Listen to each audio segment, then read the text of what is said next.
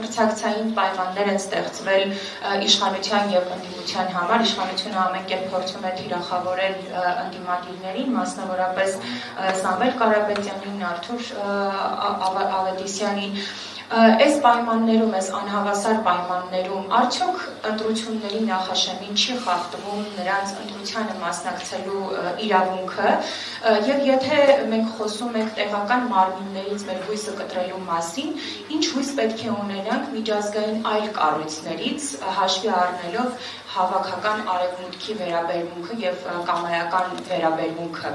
Սա առաջին հարցը եւ երկրորդ հարցը վերջերս հրապարակվեց Էմանուել Մակրոնի հարցազրույցներից մեկը, որը արվել է 2 տարի առաջ, ինքը հետը խոսում է, որ ինքը հորդորել է Փաշինյանին հանձնել Արցախը, քանի որ Արցախում կային ռուսական զինվորներ եւ ռուսները պետք է դուրս գային Արցախից։ Այդ հարցազրույցում Մակրոնը Արցախը անվանում է տարածք, որը գտնվում է Ադրբեջանի սրտում։ Կխնդրեմ ասեք, արդյոք այսպես չի անտեսվում հայ ժողովուրդը, հայ ազգը, մասնավորապես մեր արցախահայերը, այն 120,000 հայերը, ովքեր այսօր մնացել են անհայրենիք, եւ այսօր Հայաստան գալով բարձր ամբիոնից խոսում են տարածքային ամբողջականությունից, Հայաստանի ինքնիշխանությունից,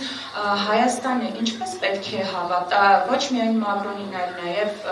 Եվրամիությունը, Եվրոպան ներկայացնող այլ ներկայացուցիչներին։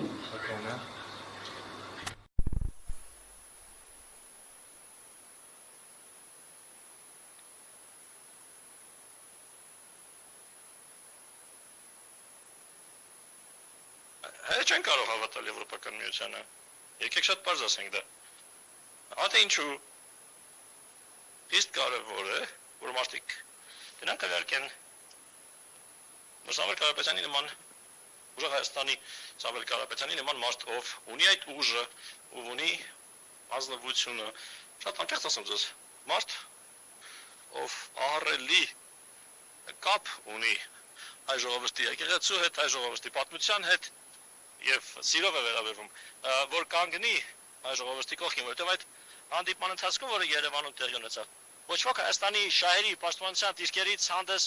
չեկավ։ Հայաստանի տեղը սեղանի շուրջ դատարկ էր։ Մեր պատանդները ոչ միտեղ չկային։ Եկեղեցիների պղծումը թույլ տվեցին, որ շարունակվի, անգամ առանց մեկ մեկնաբանության։ Այնպիսի առաջնորդների կողմից, ովքեր թույլ տվեցին, որ եկեղեցիները պղծվեն։ Մարդիկ են, ովքեր ըստիս կորցրել են լեգիտիմության իրավունքը։ Ես շատ ուժեղ համոզմունքներ ունեմ, ես հրեա եմ, բայց ուղղափառ եկեղեցու ներկայացուցիչն եմ եղել Ուկրաինայում, դեմ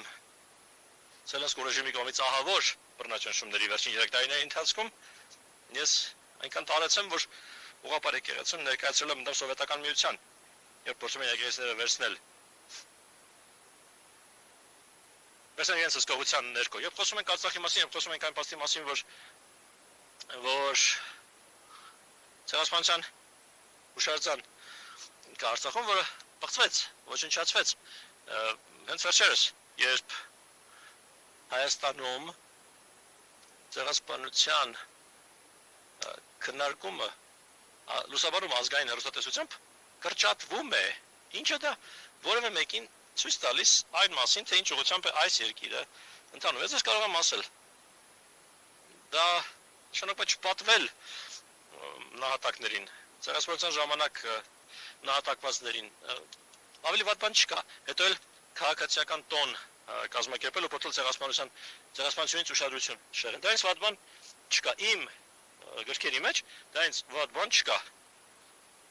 Բան, ինչը երբևէ չի կարելի անել։ Պատաններից հրաժարվել կամ պղծել պատմությունը սեփական, որովհետև եթե չես հարգում սեփական պատմությունը, ուրիշ ոչ ոք չի հարգի։ Ես որպես ավելի տարեց մարդ ձեզ պիտի ասեմ,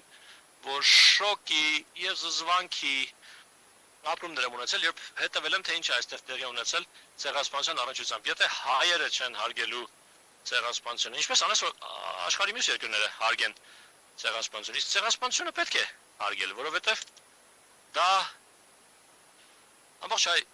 ժողովրդի նրանց այսօրվա վիճակի եւ այսօրվա վիճակում հայտնվելու պատճառների բացատրությունն է, ինչու է Սփյուռքը այսքան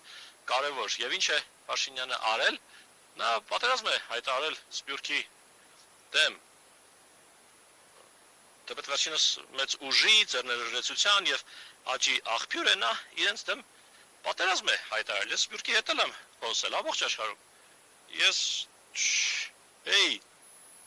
չեմ խոսել մի Սփյուռքահայի հետ, ով Փաշինյանի իշխանության ներքո չվախենա Հայաստանի ապագայի համար, եւ այս վերջին ցուցադրությունը եւ Եվրոպական քաղաքական համայնքի ժողովը եւ եկեղեցու կապակցությամբ ընդհանրապես ընդգծում է եւ խորացնում է վախերը, որոնք գոյություն ունեն։ Եվ այս անգամ մատնանշել նաեւ որ ահա որ մի հայտարարություն արվեց կոնգրեսի անդամներից Ռենդի Ֆայնի կողմից, որը այս ժողովրդի հանդեպ ապշեցնող բռնություն էր, ինչ ասաց Փաշինյանը, ինչ ասաց կառավարությունը, երբ այդ անհավանատալի հայտարարությունն արվեց։ Ոչինչ, եղավ լռություն։ Կարծես ամեն երկիր կարող է Հայաստանին դավաճանել, երբ Հայաստանի առաջնորդը չի կանգնում եւ չի պաշտպանում իր ժողովրդին, իրենց պատմությունը, իրենց եկեղեցին եւ իրենց մշակույթը։ Եվ հա թե ինչու ըստ իս Կարապետյանի այս տեխնացությունը այսքան կարևոր է։ Իսկ ես հնարավորություն ունեցել եմ ժամանակ անցկացնելու ոչ միայն Սամվելի հետ, ում ճանաչում եմ վաղուց, այլև Նարեկի, ով հոգով սրտով նվիրվել է Քարոզ Արշավին եւ որքան լսել եմ նա հոյակապ կարողացել է